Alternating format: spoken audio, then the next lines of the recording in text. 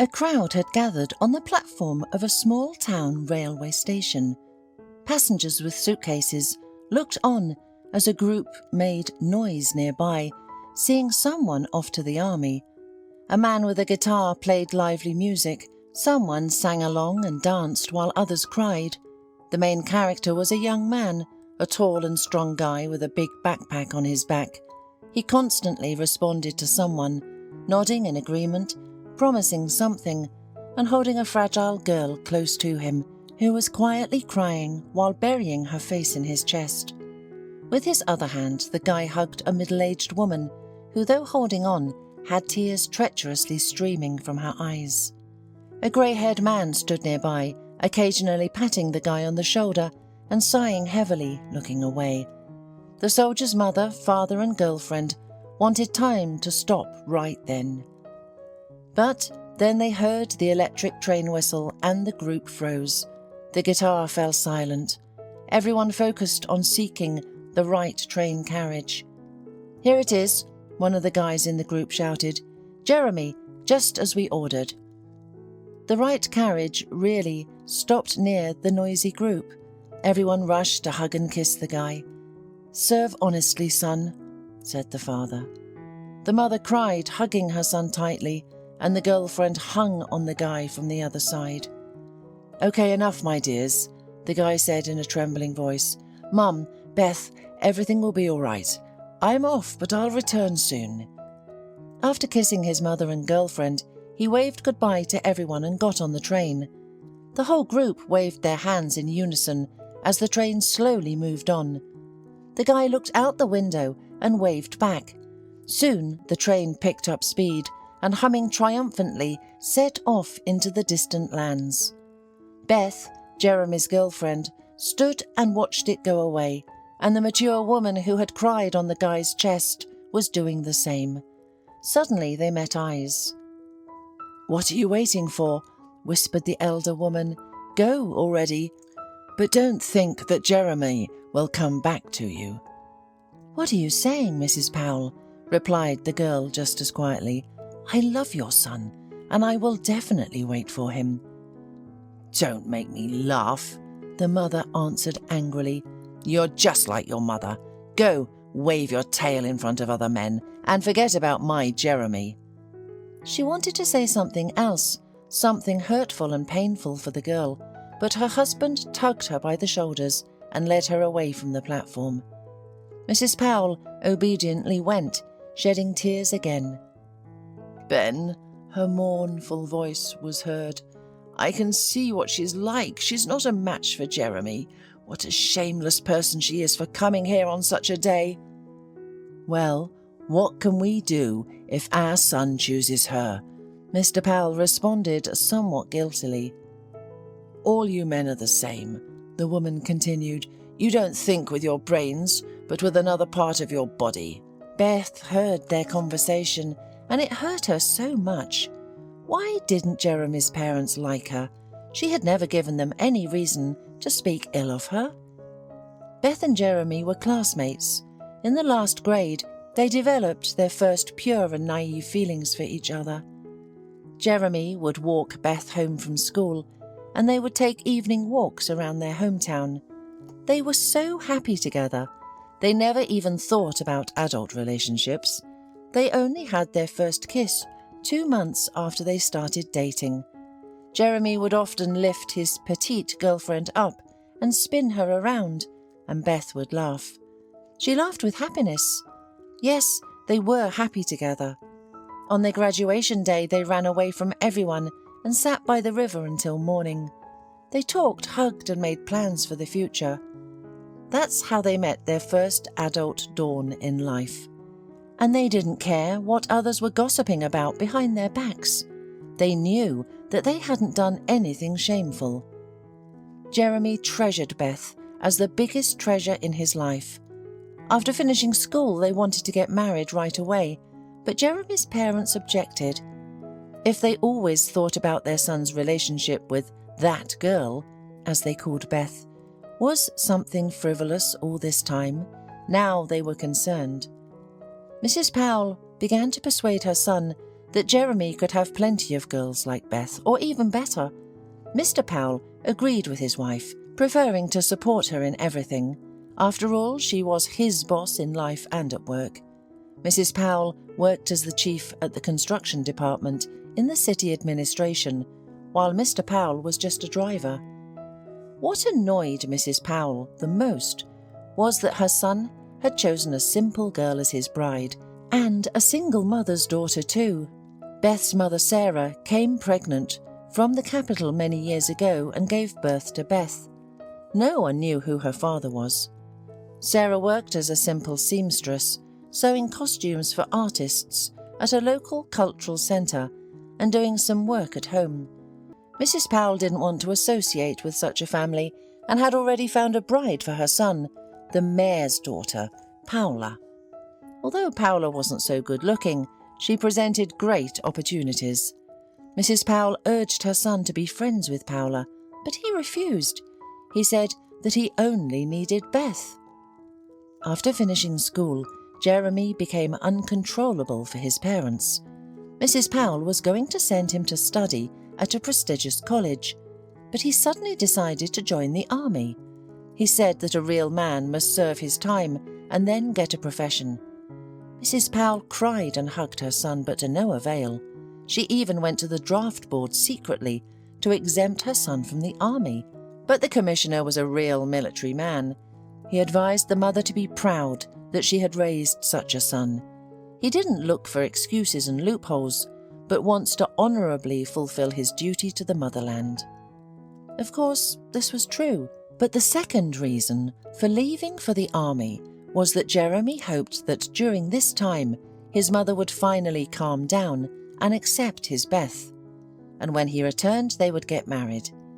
His mother would see how sincerely Beth waited for him, and she would believe in the seriousness of their feelings. Jeremy had no doubt about Beth or himself. They spent the night before Jeremy's departure together, like they did at their prom, on the river. They were sitting, hugging in silence.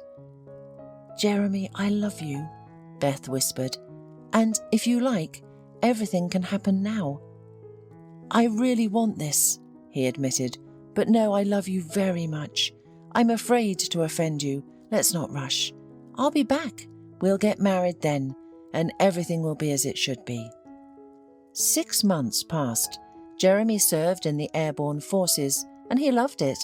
Beth wrote to him often, and sometimes they even managed to talk on the phone.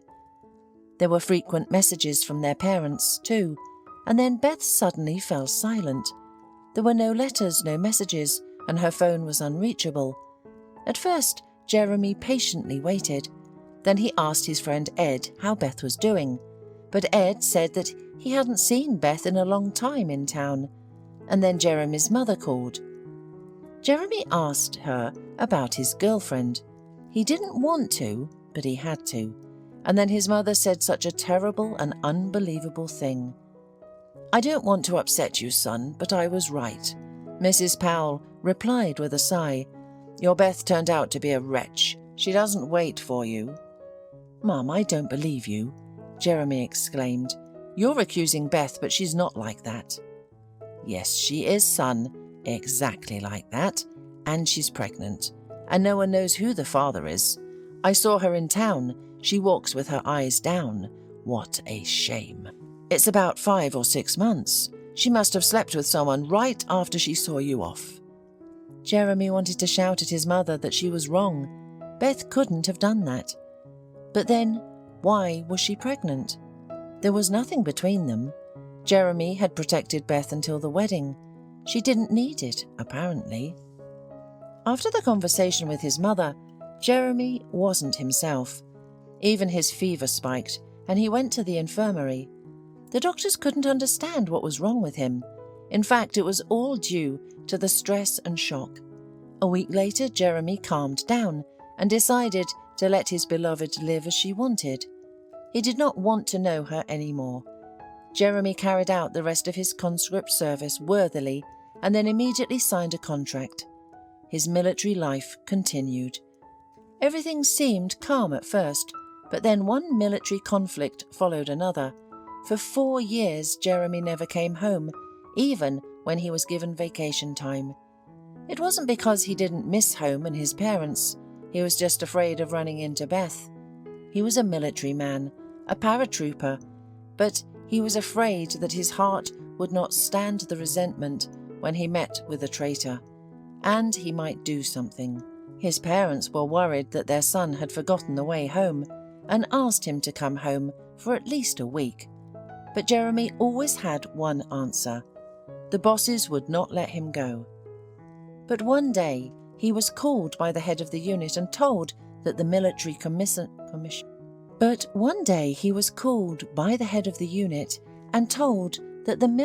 commissariat of Jeremy's hometown had called him and said that his mother was complaining that her son had not been given a vacation for so many years.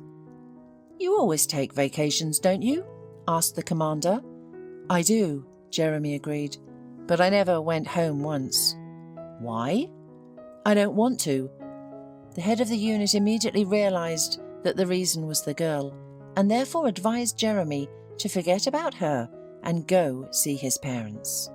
Jeremy had to go home to calm his mother. He had been on the train for 3 days and he was almost home. At the hub station, where the train stopped for about 30 minutes, Jeremy decided to walk along a little and buy something to eat in the station square.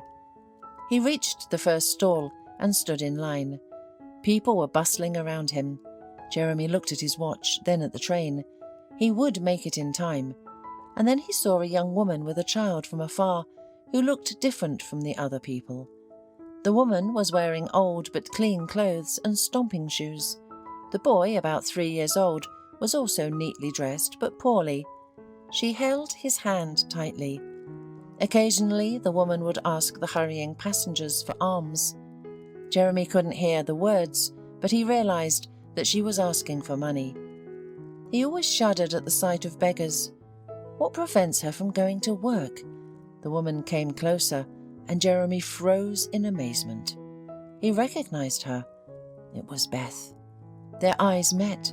Beth also recognized him, shuddered, and then turned and ran in the other direction, grabbing the boy in her arms. Jeremy rushed after her. He didn't understand it himself, but he had to talk to her. Yes, he was very offended by Beth, but he certainly did not wish such a fate for her. He grabbed her by the shoulders when they were near his carriage. "Beth, stop!" he shouted. "Stop, I say!" The woman turned to him. Her face reflected pain and despair. She clutched the child tighter to her, tears running down her face. Seeing that the mother was crying, the boy began to cry too. "Hush, hush," Jeremy repeated in confusion, not knowing where to start the conversation, but he still held Beth's hand tightly so that she wouldn't run away. "I'm hurt," he suddenly heard her voice. "I'm sorry." Jeremy came to his senses and let go of her hand. "You just don't run away. Let's talk, Beth. I know that you didn't wait for me. I was furious with you and I didn't want to see you. But now that we've met, let's talk. What happened to you? Why are you like this? What are you doing here?" Beth only kept silent and shook her head in response. "I'm sorry for interrupting, but we're leaving," a young conductor shouted to Jeremy. "Get into the train." Jeremy looked at Beth and the child. No, he could not leave them now, even though Beth had betrayed him. He just had to help her. "I'm not going," he shouted to the conductor. "Please, can you throw my bags out of the carriage?" The conductor widened her eyes, wanting to say something, but then waved her hand and ran to Jeremy's place. On the departing train, the man caught the suitcase and bag in midair. Jeremy turned around in alarm, but everything was fine. Beth stayed nearby and wasn't crying anymore. The little boy nestled against her chest had fallen asleep.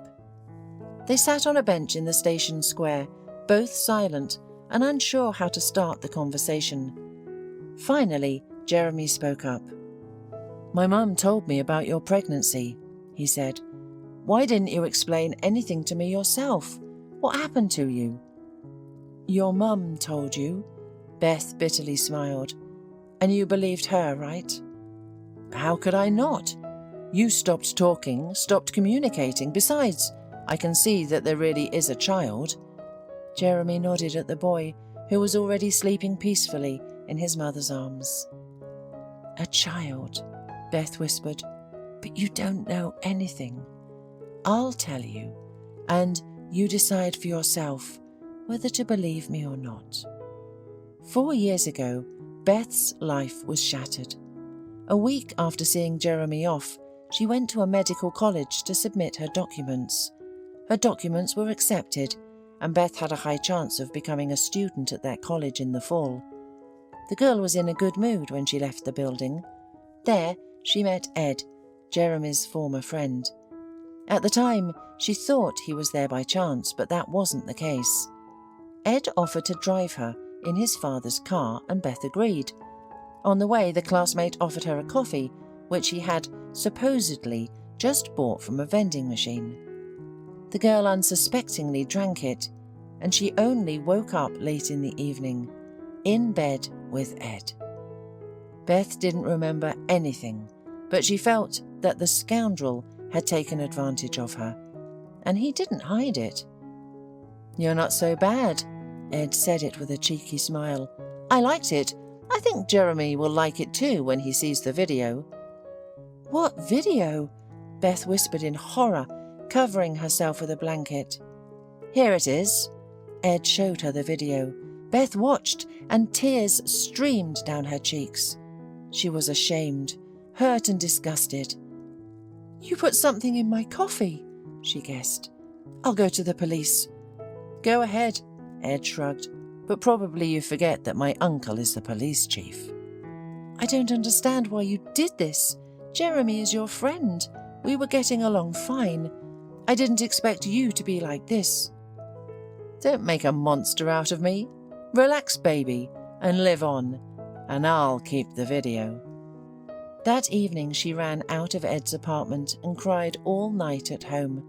The only person she could explain everything to was her mother. They cried all night, and Sarah urged her daughter to go to the police, but Beth firmly decided that she didn't want publicity. She wanted to forget the whole story. She'd wait for Jeremy to come back and then tell him everything. At first, Beth continued to communicate with Jeremy, but Mrs. Powell found out about it and one day met the girl on the street, demanding that she stop interfering in her son's life. "Otherwise, I'll send him that very video." Mrs. Powell said it with an ugly smile. Beth recoiled from her in horror. She only now realized who was the organizer of the whole disgusting story. And then Beth realized that she was pregnant. Her first impulse was to get rid of it, but a doctor at the clinic warned her that this procedure would have serious consequences. She had a negative rhesus. In the future, she would not be able to give birth. Many tears were shed, but Sarah convinced her daughter to keep the child, and if Jeremy loved her, he'd figure everything out when he came back. But she couldn't bring herself to tell him about the pregnancy or the whole situation. How would he react? Beth decided to keep silent before his arrival. Her mother was right, he'll come back, and everything will be fine. When Beth was 7 months pregnant, there was a short circuit in their private house's wiring. His mother would never let them live together, and it was disgusting to remember Tommy's biological father. Tommy was hers alone. But Mrs. Powell intervened, and, in a word, there was a real prospect of living on the street. Sarah and her pregnant daughter settled in an old house not far from the station, with an elderly aunt in a neighbouring district.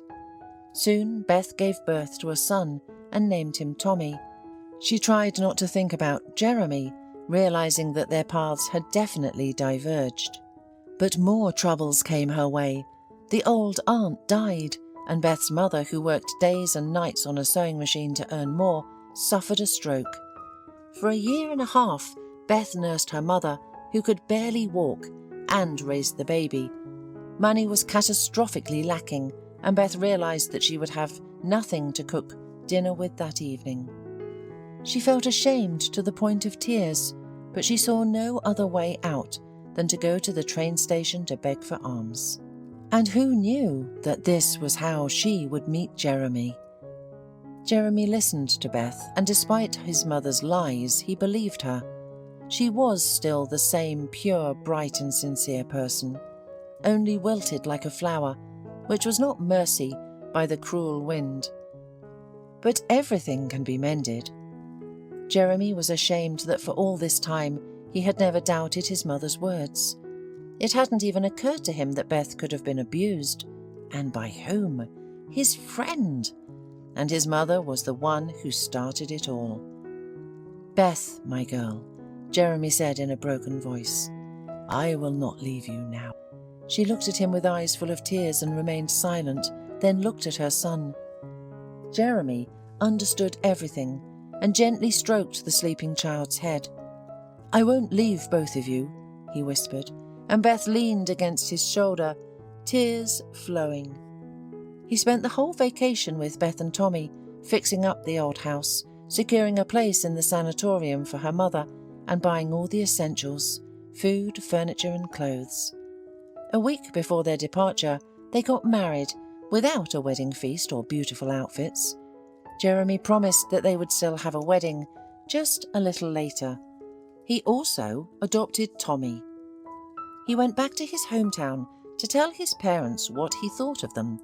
His mother sobbed and shouted that she had done everything for his happiness, while his father as always gave in. Jeremy only waved his hand. "Mother, you're a criminal. Do you realize that?"